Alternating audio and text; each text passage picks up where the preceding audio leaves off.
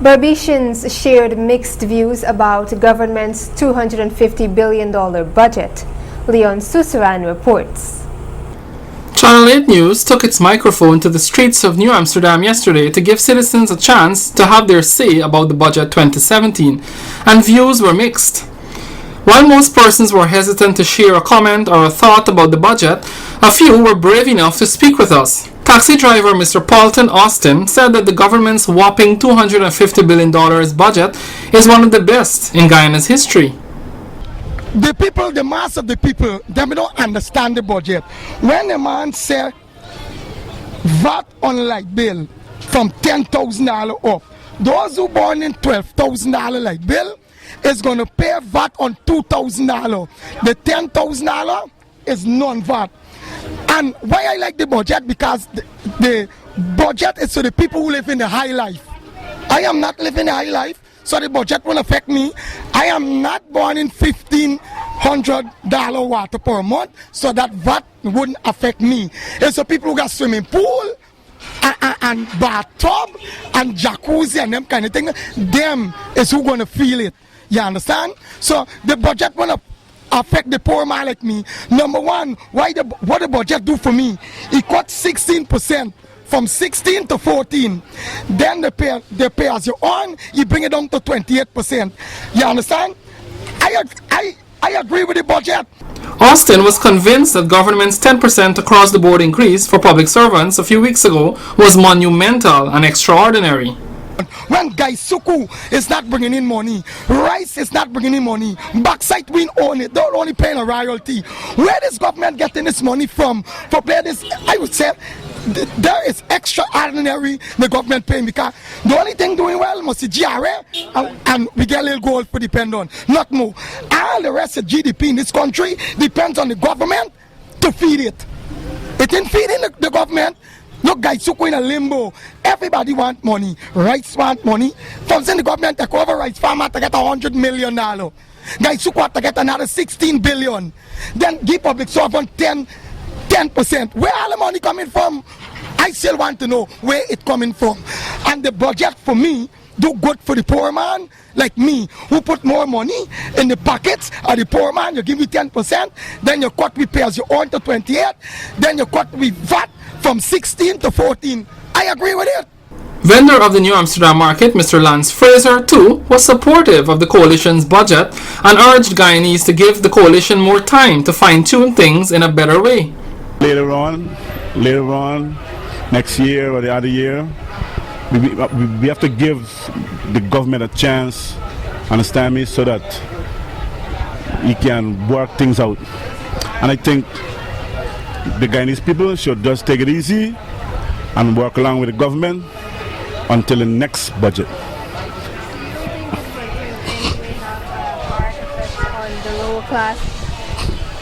Oh man, everybody got to work and make ends meet. What are your thoughts on water and electricity well, we know the borderline with the water and the electricity, over 10,000. Yeah, well, the water and the electricity, I don't think it would affect the poor class of people. Understand me? It will affect those like the beverage company and stuff like that. But the poor class of people, I don't think they use so much of water and electricity. But I think the budget is cool, you know what I'm saying? And we should just take it cool and just go with the flow. You know what I mean? But there were also those who were critical of the estimates of 2017, saying it's not a budget for the poorer class. One single parent related her plight amidst a period of which she feels a sense of uncertainty. The budget is not for poor people. It's the high classes of people. And person like me, who is a single parent, have to find passage every day, is not good for me. The budget is not for me. I don't know about others, but it's not for me. Right now, we're not getting sales. Business is so down, dead. I know we're going to be the next move from January. He should have done something better, because he said it's proper life for we Guyanese, and it didn't look like proper life for we Guyanese. It looked like it's a punishing time for we Guyanese, especially single parent poor people. I don't know. Mr. David Rose, too, thinks the budget for next year takes from Guyanese more than what it gives. You give something with one hand and you take it back with two. Now, I have never known that in this country we would have been paying 14% VAT on electricity, and also we would have been paying on water, because those are the commodities that the poor man use very often. And I don't think that it's fair that the government should tax that item. Another thing is that taxing electricity is that the manufacturers would have to raise their price. And when the manufacturers raise their price, it means that onto the milk that you buy, they would be taxed. It's a taxation budget, and it doesn't suit the small man. Because if we are to reduce poverty, that is not a way to reduce poverty. Another thing I think that the government should be looking at having foreign investment, so that they can create employment, that we wouldn't have such a hardship, because inflation is what raises the cost of living, and it makes us more poor in finance and more poor in our condition of life. So I cannot see that the good life that the president talked about, that it would be fitting for the poor man and at this time, and that budget can provide the good life that he's speaking. It's to me a myth so far right now. The pensioner believes that the 2017 budget relies too much on taxing the populace and defies the so-called good life promised by the coalition during its campaign season.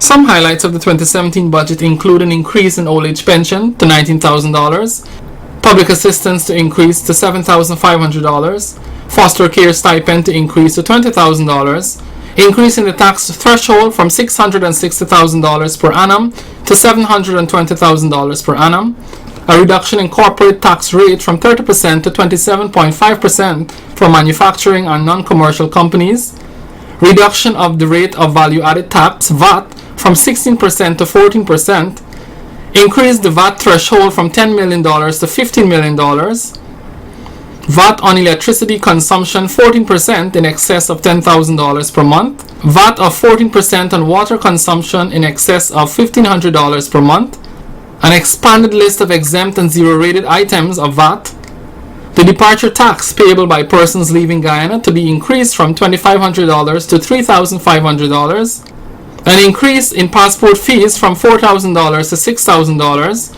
However, persons 65 years and above will be exempt from the payment of the passport fee. A fee of $2,000 for a driving permit issued to drivers residing abroad but visiting the country. $2,000 for persons requiring a letter of authenticity for verification of driver's licenses. A ban on importation of used tires to be implemented on April 1, 2017. Almost $1 billion to implement a series of renewable energy and energy efficient projects. $264 million for a solar farm in Mabaruma, $9 billion for Gaisuko, security sector $29.1 billion, education sector $43.1 billion, $31.2 billion allocated to improve the health sector, $9 billion for the Chedijagan International Airport expansion project, and so much more. Whatever your views about the 2017 budget, one thing is definite. It is going to be one of the most debated and talked about budgets in Guyana's history.